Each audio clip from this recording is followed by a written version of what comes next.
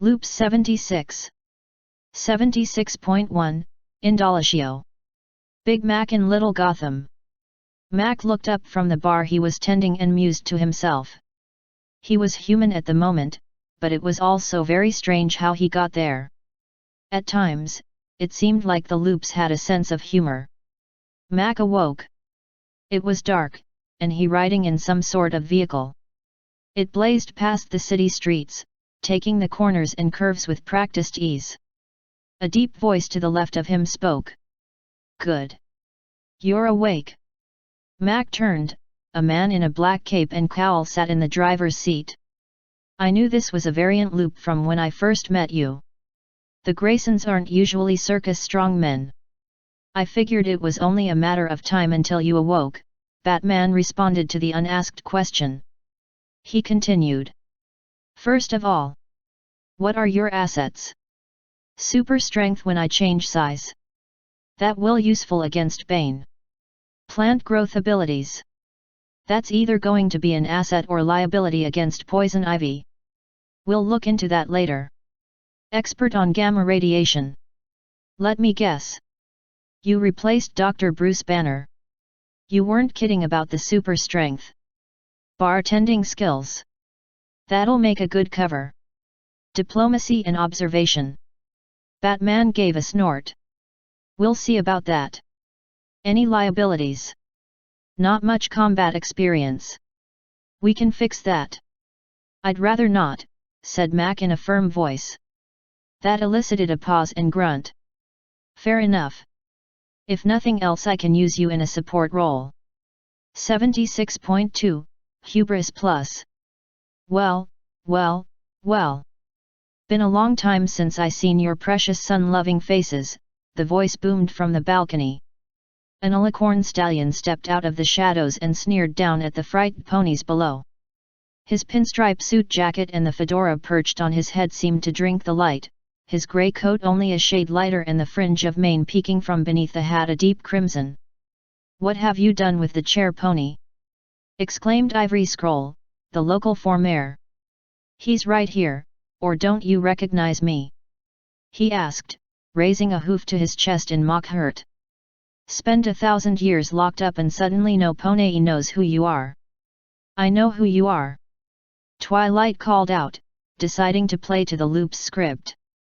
It was a lonely loop, but it looked to be an interesting variant, at the very least. You're Stellar Swindler, the lunar larcenist. 1,000 years ago you tried to steal the sun, and now you've returned to finish the job. Well, somebody's done their homework, Swindler grinned.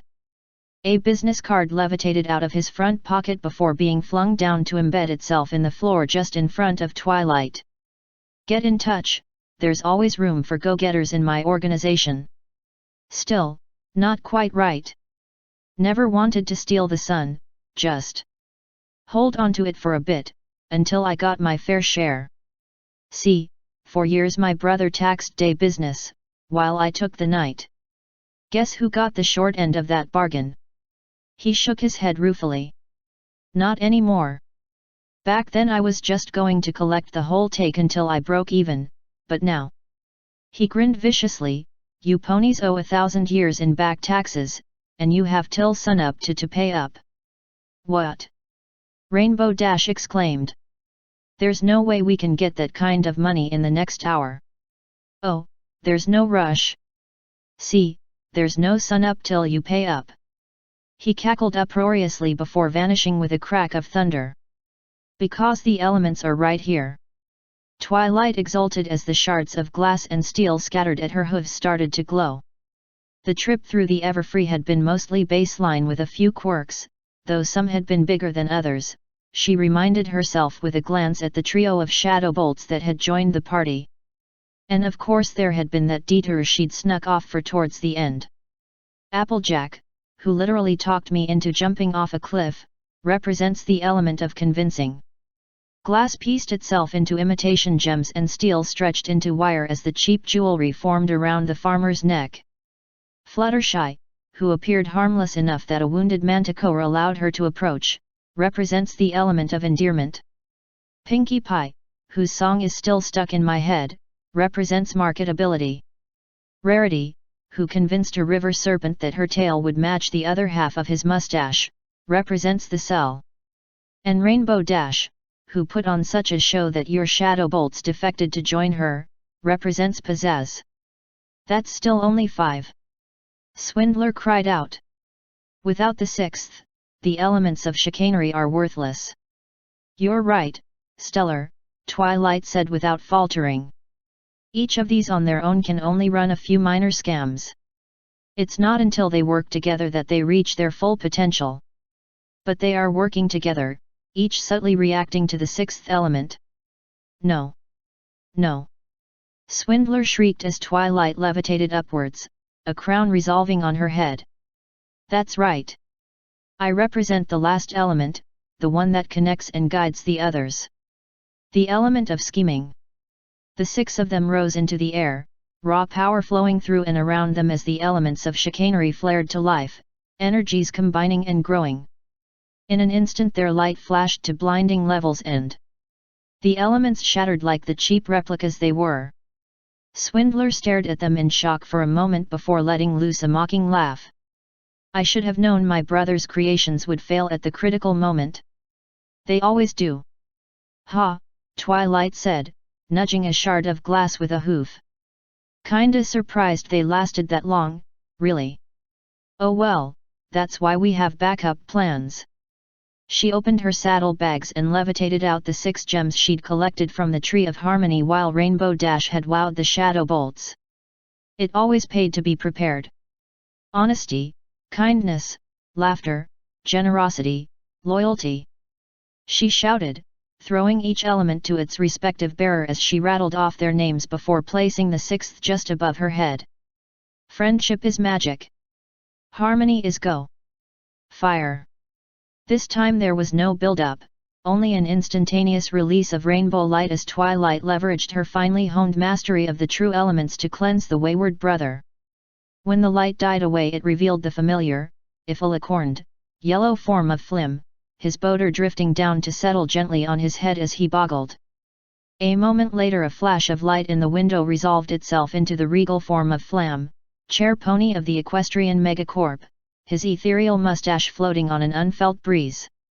Twilight, I don't know how I'll ever be able to thank for. Oh? What's this? He asked as he examined the piece of paper Twilight had been telekinetically prodding him with. My bill for services rendered, plus hazard pay, she answered. It might have seemed a little mean, but from what her loop memories told her, alicorns or not they were still Flim and Flam. Aha, Flam replied, eyes twinkling with mischief. What a coincidence, that's exactly the same that I charge for using the patented Flamco elements of chicanery. Those things? She asked, nodding towards the heap of broken jewelry. Flim broke them before I laid a hoof on them, I had to use the elements of harmony instead. You, got those old things working, did you? He asked, suddenly nervous. Yep, and since I got them from a tree located on unincorporated land, I'm pretty sure they're an untaxable natural resource. Sounds about right, Applejack, master of tree tax law, interjected. Well. She could practically see him running sums against the treasury in his head as his eyes darted about wildly. You know, Flim said, stepping unsteadily up beside his brother. I hear Zebrica is lovely this time of year. Right you are, Flim. Terribly sorry, Twilight, we'll have to settle this later, my brother is in desperate need of recuperation. Goodbye. He shouted as he turned and bolted out the window, his brother close behind as he flapped frantically to keep up. Ha!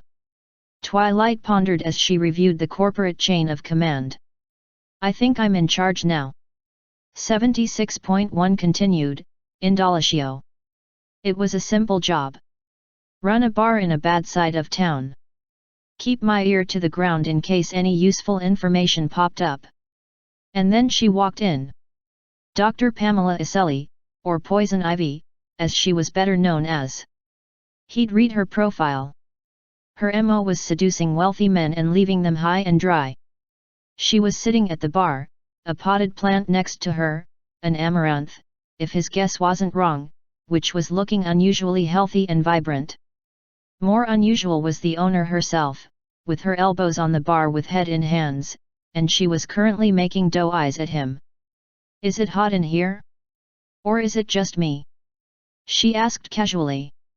"I can turn down the thermostat if you'd like, Miss Rose." "Call me Rose." "Very well. Miss Rose, would you like me to turn down the thermostat?" She blushed when I mentioned her pseudonym. She paused for an abnormally long length, just staring at me. I spoke again. "Miss Rose." She jumped. "Would you like me to turn down the thermostat?" "Oh. No. Maybe if you could just refresh my drink, please." She's now a regular at the bar. I looked over to where she was sitting. She gave a demure little wave. I waved back. Regardless, she wasn't the last villain to visit. 76.3, The One Butcher. Twilight awoke once again. A hopeful ping, and. She waited a little longer. Maybe they just need a little more time to respond. It's not their fault, they couldn't know, they couldn't possibly know. They probably needed some more time, so she sent a few more pings. Spike came to her and frantically waved his arms. "Twilight. I've been looking for you the whole day. Princess Celestia has a mission for you." "I'm a bit busy, Spike," she said absent-mindedly, pinging again, just in case someone woke up in the last few minutes. Spike looked her over. She looked terrible. Did you skip lunch? Also, did you spend the whole day sitting here? Come on, the sun is going down and Celestia wants you to attend the summer sun celebration in Ponyville and make some friends. A little vacation will do you some good." "Friends? I want to see my friends again, 13 times Spike, 13 times I've been alone. Yes, it's time for a vacation." And the sun that was just about to set froze on the horizon. "It's time for a little me time, yes. It's time for a little Twilight time. Is there anyone, anywhere that thinks time has repeated itself? Come to me for great prizes. I'll give you anything you desire. You can rule all of Equestria. I'd even gladly free Celestia if you want." The message written on the moon made a lot of ponies seek her out. The liars were thrown in the dungeon for a few days, but the nutcases were treated with respect and even got a gold medal and 1,000 bits for their bravery in coming forth. She didn't want to discourage anyone who thinks they are going crazy after all. There was a bit of dissent among her followers because the coastal flooding due to the closer moon forced the evacuation of some cities, but that was crazy. How else could she fit the whole message in a readable size? Her thoughts were cut off when she was suddenly blasted with a rainbow from behind. Twilight awoke as a foal. She immediately sent out a ping. Well, at least it wasn't a baseline. She was gonna try for another cutie mark. But when the day of the rainboom came, she completely forgot about it. However, with her extremely low spirits and unharmonious mindset, there was no surge of power. Twilight was still a blank flank. MHH. The very next summer sun celebration, Princess Celestia was just about to step on the stage, when the sun rose behind her without prompting. All the ponies thought it was a joke Celestia pulled when she stared slack-jawed at the sun as if not comprehending how it got there. When she felt for the magic which raised it, her jaw met the ground. "You little filly!" She jumped down into the crowd, spooking her guards. The little purple pony was already walking away. "Did you just raise the sun?"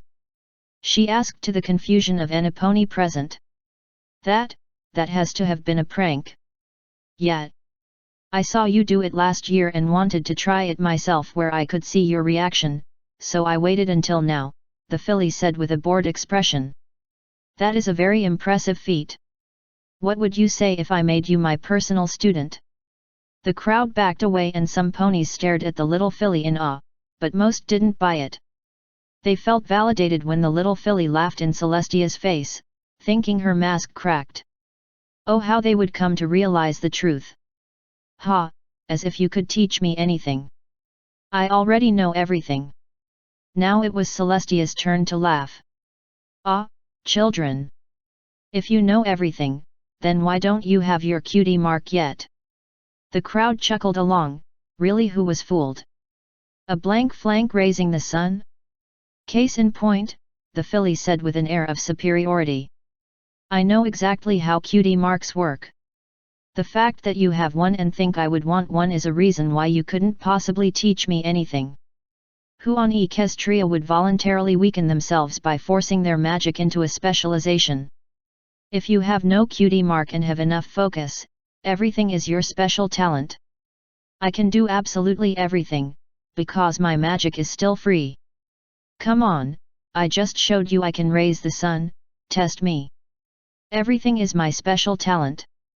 Celestia looked around and liberated a tuba from her band. Twilight played the equestrian national anthem and then a speedy solo that made the actual tuba player green with envy. Then she gave the filly a violin and a cello as well as a trumpet and a trombone. The filly played each perfectly. She turned a clarinet into a flugelhorn, an ancient instrument not seen in hundreds of years, but the filly played even that like a master which studied a lifetime. The filly then turned a mouse into a lion, made it jump through a conjured hoop and vanished a spear Celestia reluctantly threw her way. She then used martial arts to take away another guard's spear and fought off a contingent of 20 Pegasi guards with it. She built a statue of herself in a heroic pose and drew a masterpiece worthy of any museum with a paste made of spittle and street dirt. She then vanished in a flash of light and brought back an Ursa Major, its minor baby and a Hydra which she taught a little dance number. If any pony still thought it was a prank, then they stopped when she ascended and made a moving sculpture out of clouds of 2 unicorns battling each other with real lightning. You can turn into an alicorn. The filly just looked at her like she was stupid and lost her wings. Yes. I think I mentioned that to you. What?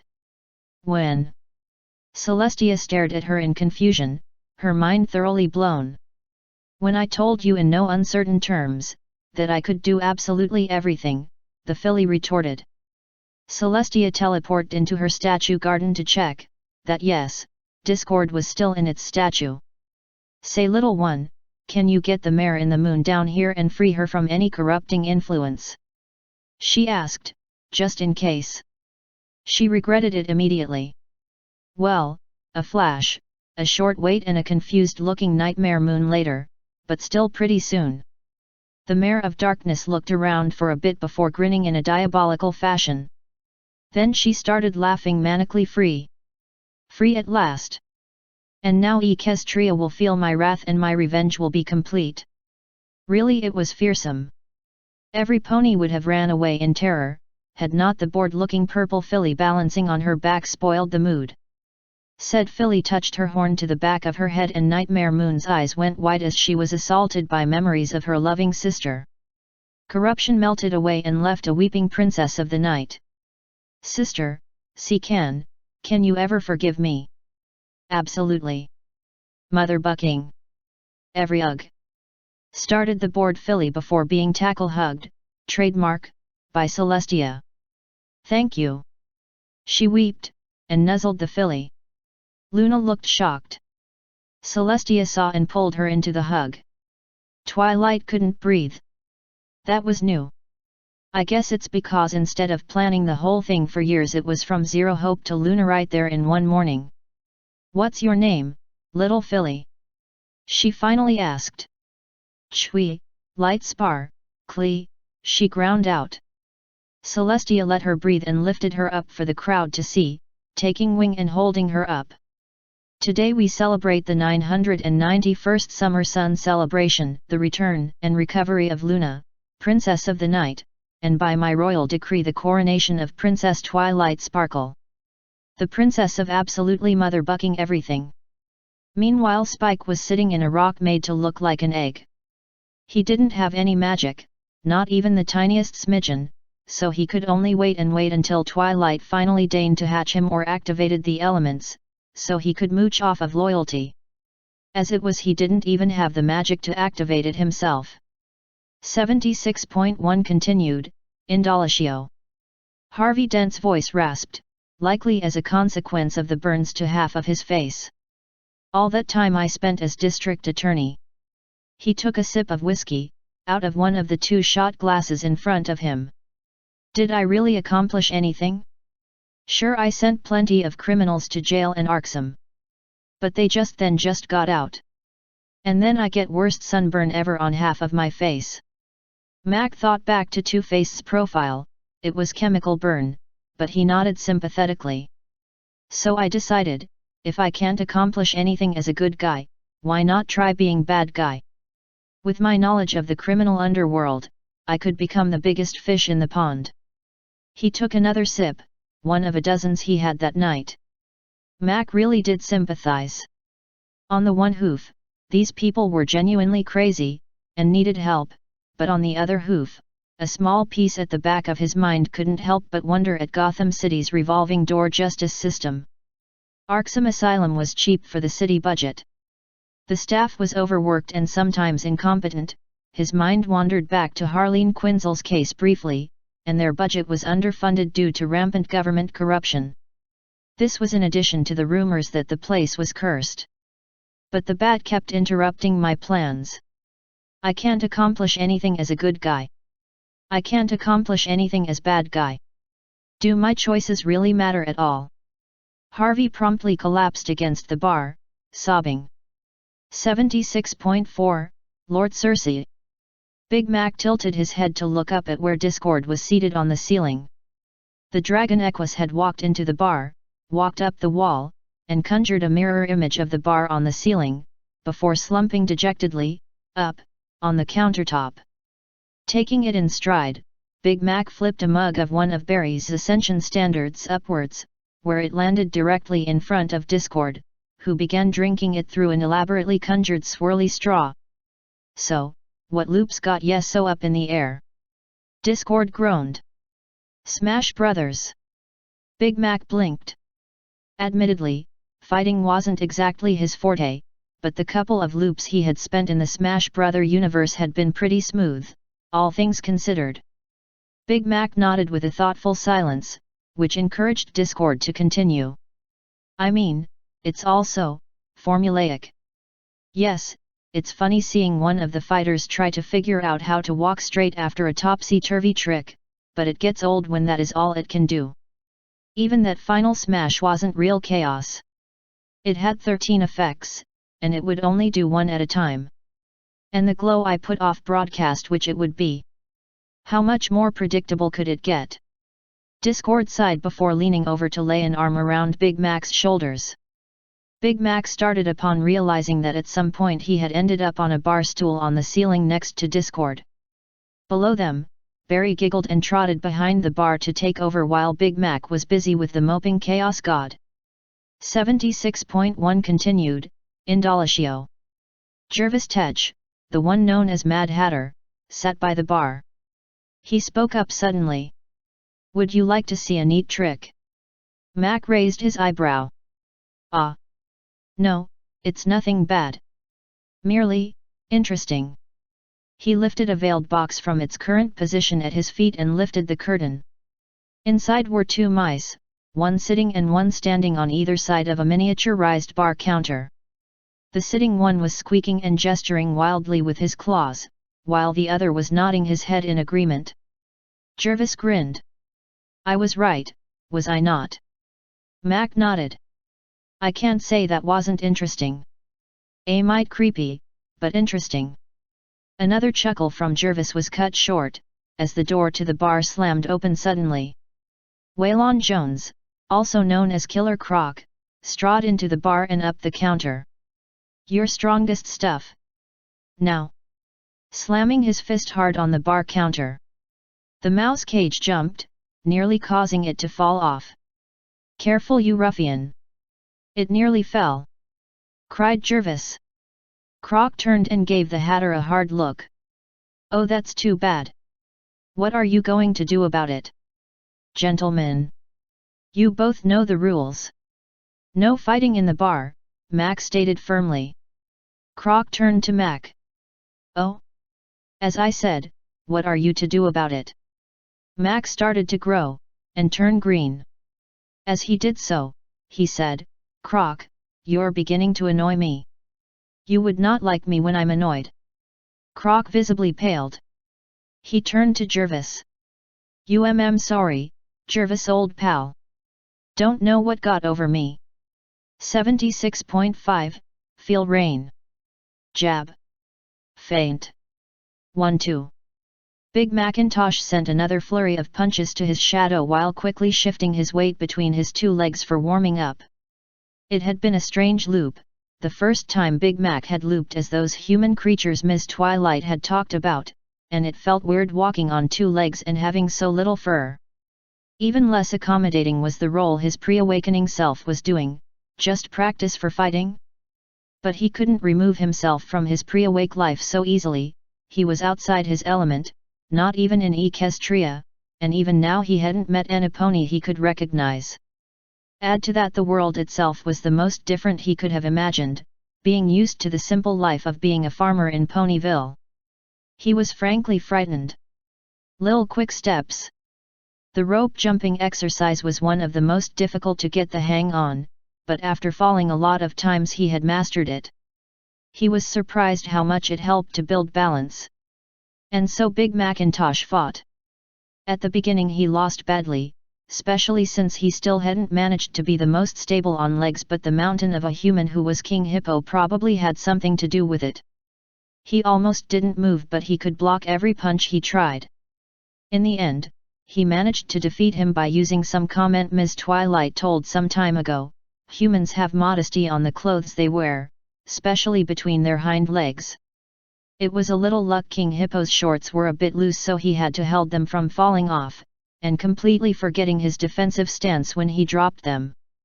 The abdominal curls were an interesting exercise because Big Macintosh wasn't sure he could do it in his normal pony body, and while he thought doing a few hundreds at a time felt a bit much, he understood his body needed to be in a perfect fit. He was however worried about the fall as he was exercising hanging down, and while he had some idea at how resilient was this body to punches, he didn't want to learn how resilient was his body to falling from the second floor. Still, punching felt awkward. Big Macintosh was much more used to bucking from so many seasons of apple harvesting, but he was told it was an illegal move. And even then, he didn't like fighting or hurting any pony else. At least, Big Macintosh realized, the rules of what being allowed or not in fights, or boxing as the humans called it, were strict and not ever were broken. Even the annoying Ian Ryan, who Big Macintosh thought was going to cheat somewhere in the fight, kept from fighting when he had fell from a hit apart from saying a few taunts. Big Macintosh didn't like fighting, he didn't want to like fighting, but he respected boxing as a sport even if he didn't want to participate on it after this loop. Now to the sandbag. Much like the beginning, a combination of quick and strong punches while rotating the sandbag would help the practice. Not all of the loop was bad, though. He left in silent good terms with Piston Hondo, which helped drive the point home about respecting the opponent and the sport, and his own name had gained some notoriety. Not that he wanted the fame, but it was the best idea he had about trying to find Ms. Twilight. This world was too big and strange to search alone. But that wasn't the whole reason. Quick feet, Mac baby. Doc Lewis, his trainer. When Big Macintosh arrived to his world, he had the memories of Doc Lewis training him, both in the gym and in the field running after his bike, and the enormous trust both had on each other. Both his pre-awake self, Little Mac, and Doc Lewis were completely aware of how much the odds were stacked against him when they joined the WVBA and decided to go for the World Class Championship, and they still decided to challenge it. But the most important was, he felt a hand on his shoulder. "That's enough for today, son. No need to overwork yourself today," said Doc Lewis. Big Macintosh, along with his sisters Applejack and Apple Bloom, was orphaned young, soon after Little Bloom's birth. It had been Granny Smith's job to raise them as well as take care of the farm. Of course, that meant he had to grow up a bit faster to help with the house's chores and raising his littlest sister. It was something that had always been a constant, even after time started looping. And he missed all of them terribly. However, this loop had given Big Mac something he didn't know he missed, a father figure. He could see how Doc Lewis really meant it when he said son, even if his memories told him they weren't blood-related. He had to find Ms. Twilight in this huge world, but maybe he could be a bit selfish and take this small pleasure, knowing that after the loop reset he would be back at Sweet Apple Acres with his family. Big Macintosh's blood ran cold. Was that how Applejack felt? Being so separated from her kin to yearn so hard being with her family again? Probably she even wished he would start looping, much like he was told Lil Apple Bloom was.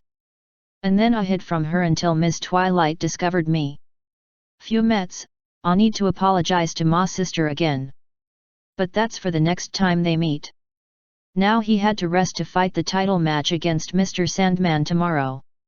He would enjoy his foster father this time and would mourn Little Mac, whom Big Macintosh thought he could have just unwillingly stolen his life.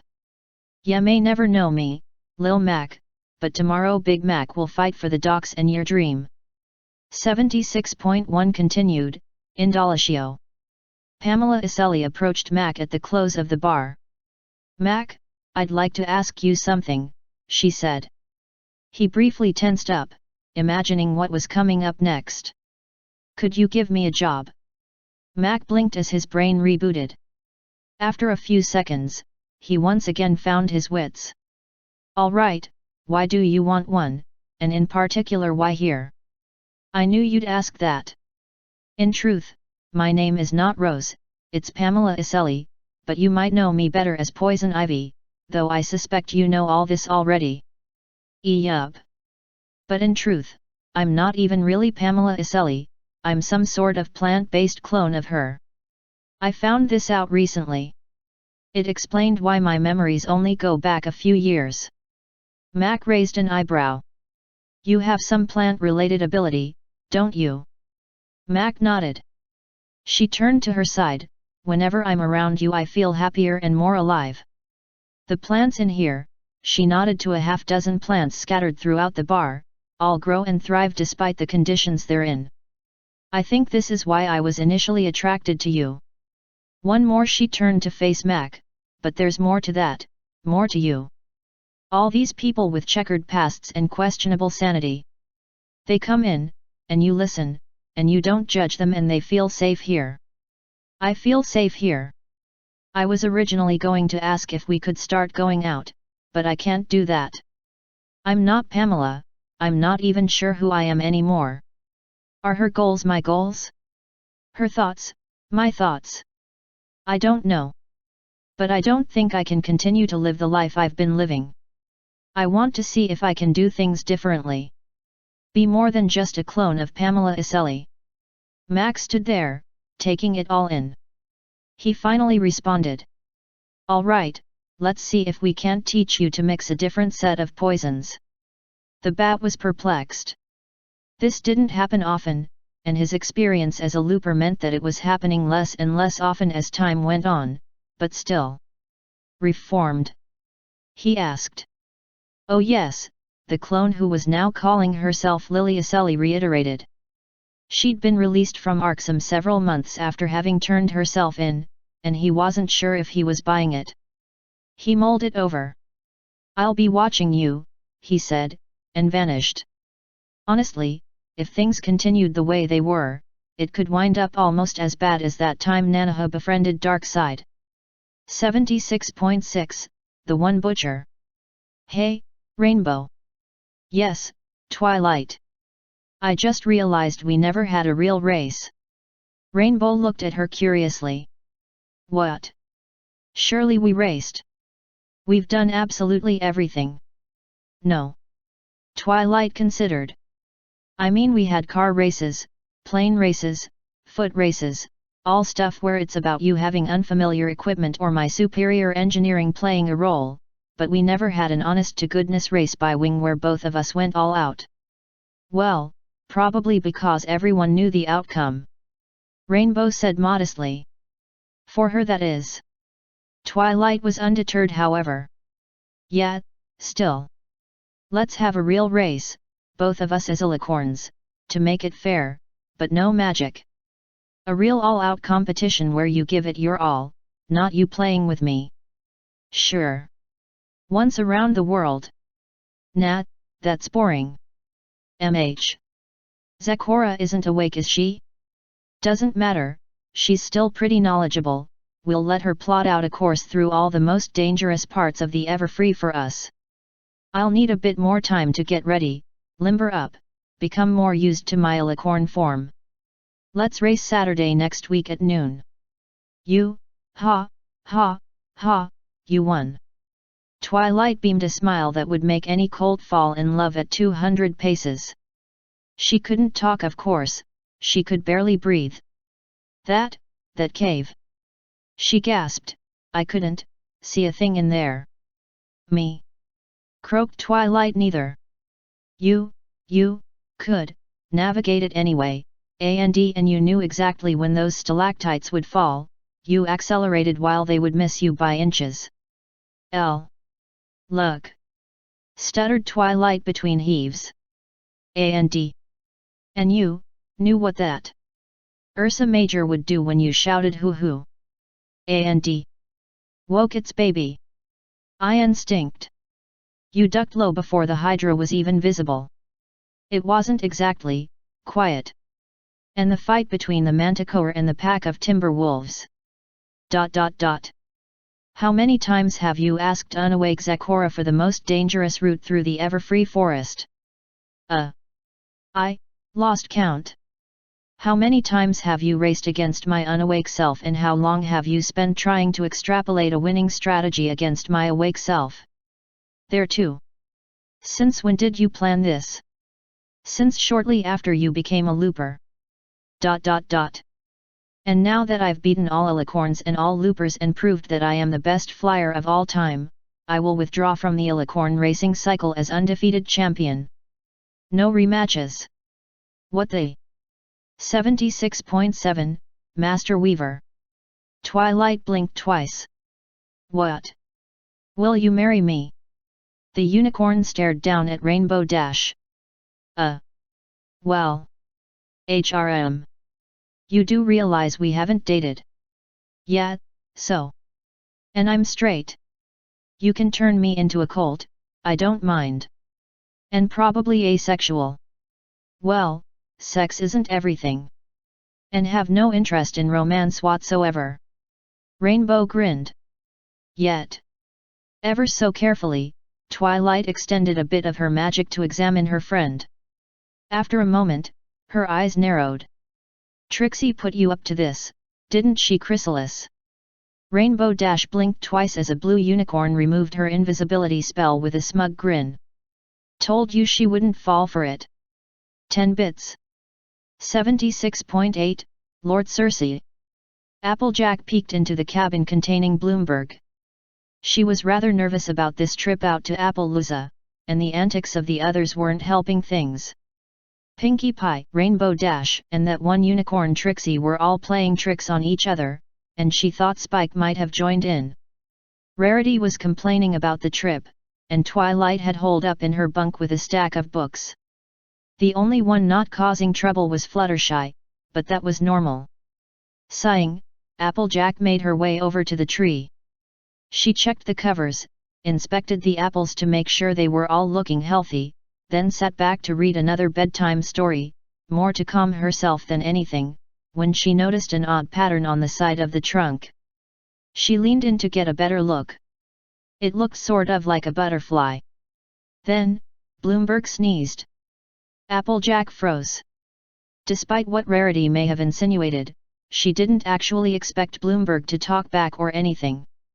Slowly, she responded. Bless ya. There was a shudder that ran through the tree and, with a second sneeze, the tree turned into Fluttershy. Applejack's mouth fell open. Fluttershy shuffled her feet abashedly. I'm sorry, Rainbow asked me to, because poor Spike. Fluttershy's explanation was cut off by the door to the cabin bursting open, and Spike, Pinkie, and RD bursting in, with Pinkie pulling Bloomberg through the doorway. We're back. Celestia had set the tree to the side, so I was able to just grab it. I don't think I lost any apples on the way back. Rainbow Dash's voice trailed off as she spotted Applejack, who was looking back and forth between Fluttershy and Bloomberg, her mouth gaping. Ahaha, Spike did it. Rainbow Dash shot back through the doorway as Pinkie and Fluttershy carefully set Bloomberg back in his place, Pinkie helpfully sliding Applejack to the side and handing her a yay, Bloomberg is back. Cupcake. What? Trixie's the one that hit me with the sneezing powder. Hey, don't just run off. Spike quickly ran after Rainbow Dash. Twilight stood next to Trixie as they observed the talks between the Applelusons and Buffaloes. Behind them, Pinkie was currently tied up to keep her from trying yet another song and dance number to fix the mess.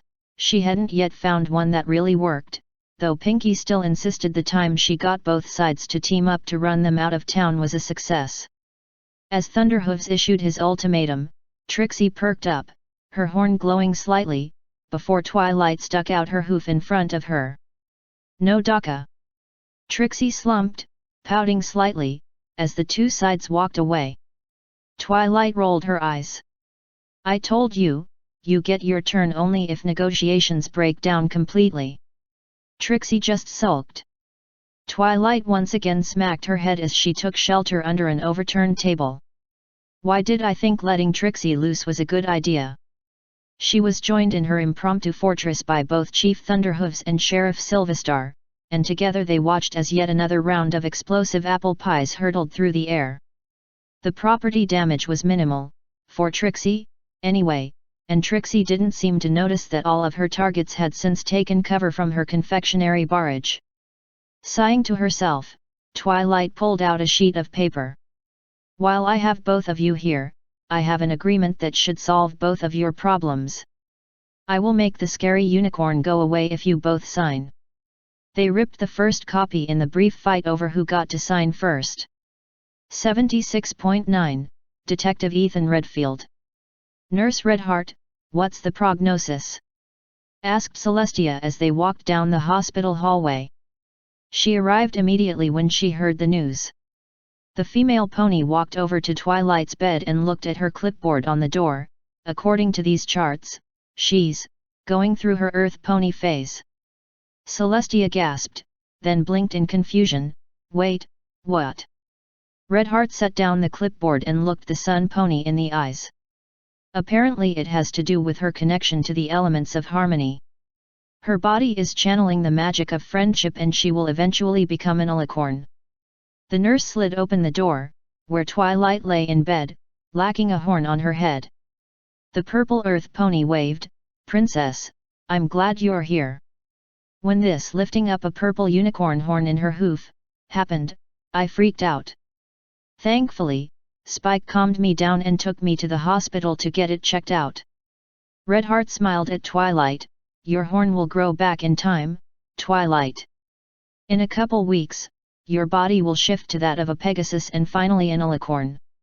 Twilight sighed in relief, and then her eyes went wide again. Oh gosh! Will that make me a princess? What if the other ponies don't like me? Or worse, I make a mistake and end up in a war against the Griffin Empire? Or worse, accidentally release discord when I try learning how to fly? You won't send me back to magical kindergarten if I mess up, would you, Celestia? Celestia trotted over to her and nuzzled her head. I'm not going to make you a princess, Twilight, if you don't want me to. And I would never send you back to magical kindergarten. You're my faithful student, and nothing will change that. Twilight sighed in relief again. That sweet moment was ended at Redheart clearing her throat. Princess Celestia, she is not the only case of this. Apparently, the other 5 element bearers are also going through their alicornification phases. If you would accompany me, they will need to be reassured that everything is alright too. After Celestia had visited all the element bearers, she departed from the hospital to rent a room in the local inn. Luna took over for her duties back at Canterlot for the next month, besides raising the sun. Back at the hospital, Nurse Redheart slid the door closed of Twilight's room, and a purple light covered the walls, ensuring no one could hear their conversation. An alicorn Twilight was the first to speak. "Thank you for your assistance, Nurse Redheart. Couldn't have done it without you and Pinky's replica unicorn horn." Redheart gave a rueful grin. It was kind of fun and exhilarating, pranking the princess like that. "Maybe one day if I start looping as you put it earlier, we can do this again." Twilight floated a camera in front of herself and Redheart and gave a big grin as the flash went off. "Will do." 76.10, The Centaurus. Twilight hated poison Joak. Hated it with a passion. It always screwed with her mana abilities. The current situation was a perfect example.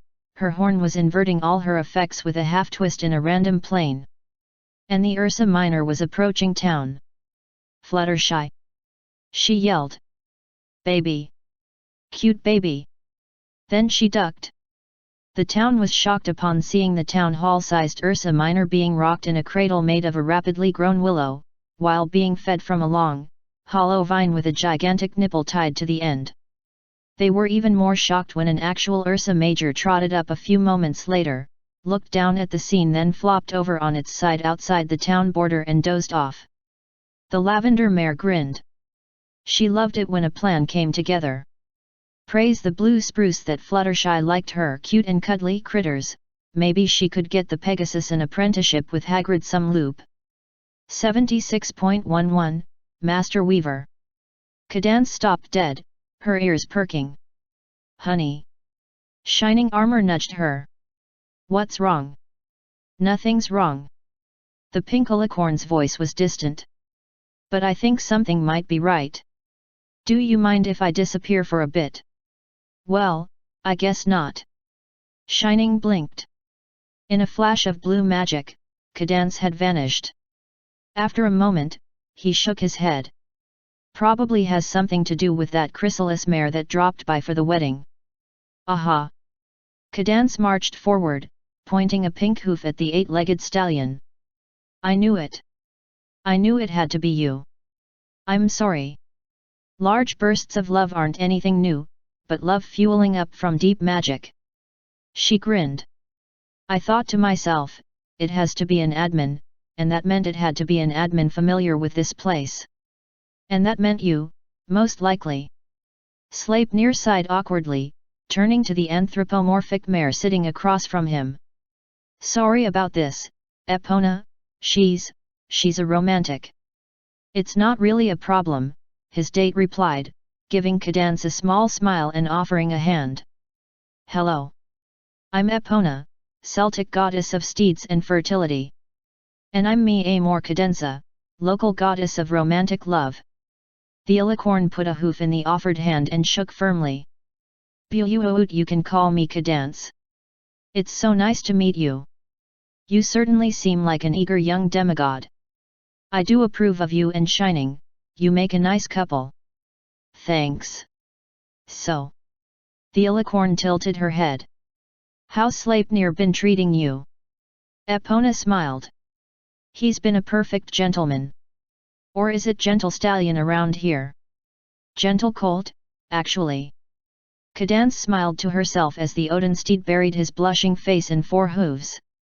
"I expected nothing less of him."